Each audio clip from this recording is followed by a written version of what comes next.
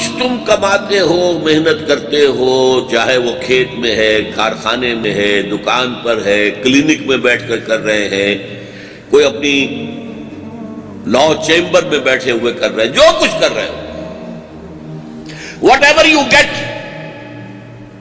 اسے آپ اپنی کمائی نہ سمجھیے گا، یہ اللہ کا فضل ہے۔ کسب کا لفظ قرآن مجید میں آتا ہے نیکی اور بدی کا کمانا۔ نیکی کمائی ہے، یہ کمائی ہے، بدی کمائی ہے، یہ بھی کمائی ہے۔ لہا ما کسبت وعلیہا ما اکتسبت، کسب کسے کہتے ہیں؟ صرف ایک جگہ کسب دنیا کی کمائی کے لیے بھی آیا ہے، سورہ بقرہ میں، لیکن قرآن میں اصل میں کسب کیا ہے؟ وہ تو نیکی یا بدی۔ اور جو کچھ تمہیں مل رہا ہے، چاہے ساری محنت تم نے کی ہے، ہل تم نے چلایا ہے، بیج تم نے ڈالا ہے، سیراب تم نے کیا ہے کھیت کو، پھر فصل کاٹی تم نے، لیکن جو کچھ ملے اسے فضل سمجھو۔ فضل کسے کہتے ہیں؟ جو شے بلا استحقاق ملے۔ آپ اگر کسی شخص کو اپنے ہاں ڈیلی ویجز پر رکھتے ہیں، 100 روپے اس کی ویج آپ کی مقرر ہوئی ہے، دن بھر آپ دیکھتے رہے ہیں اسے، اس نے بہت محنت سے کام کیا،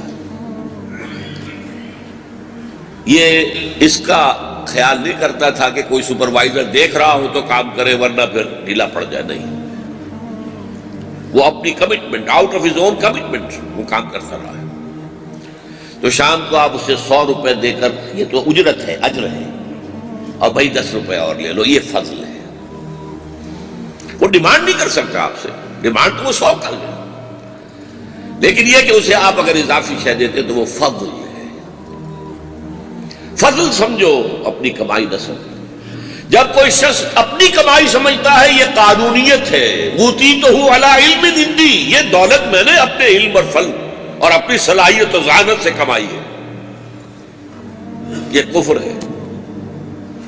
جو کچھ ہے اللہ تو نے دیا ہے، میرا کچھ قسم نہیں اس میں۔